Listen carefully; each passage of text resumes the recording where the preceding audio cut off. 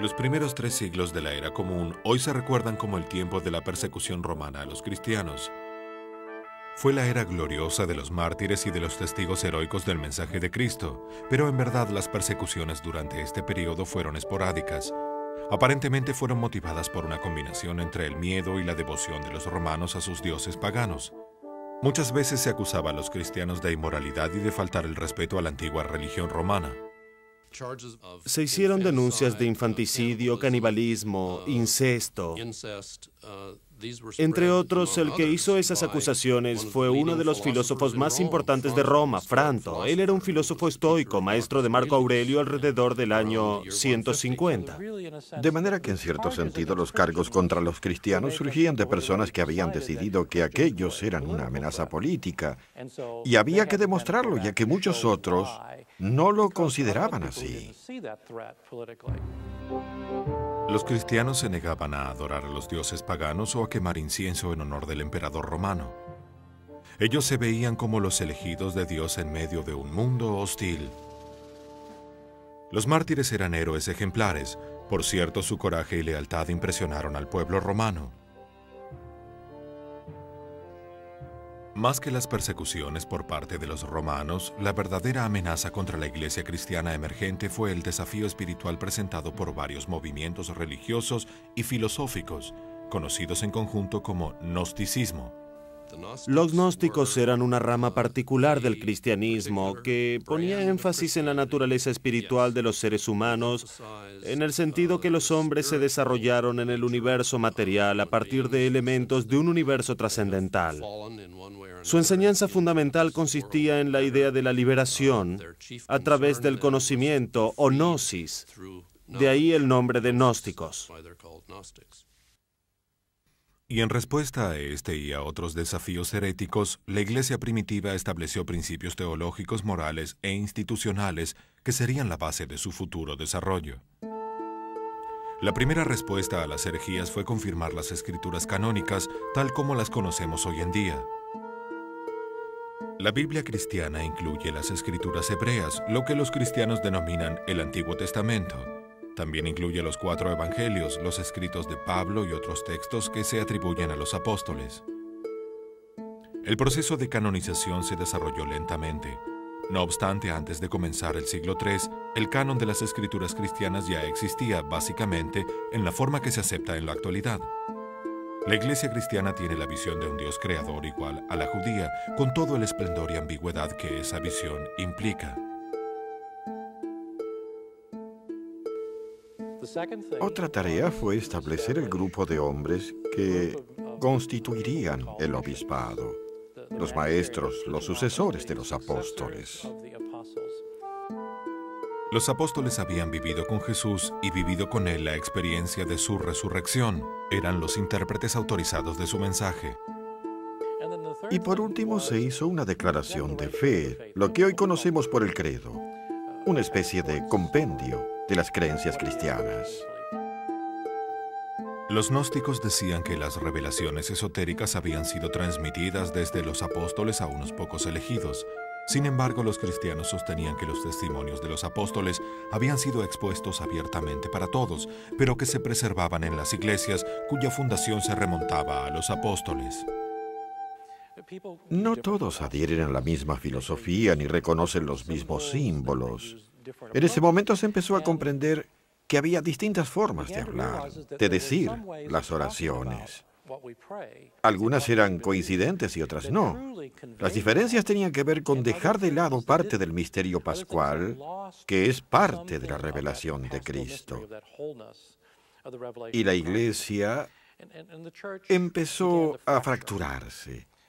Algunos tenían ideas y posturas que no respondían a la tradición que provenía de los apóstoles.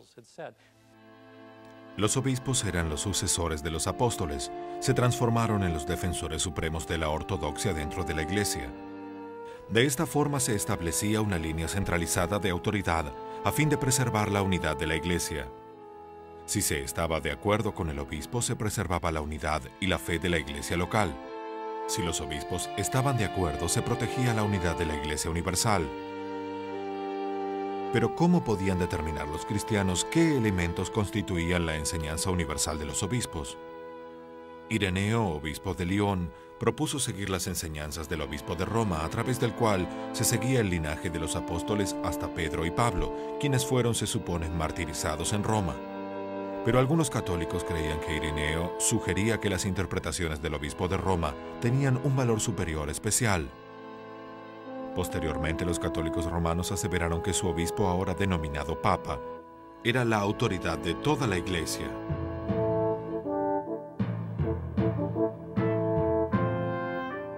Augusto estableció el Imperio Romano en el año 31 a.C., hecho que quizás sea uno de los grandes logros de la antigüedad, si bien su proyecto de gobierno no estuvo exento de algunos defectos.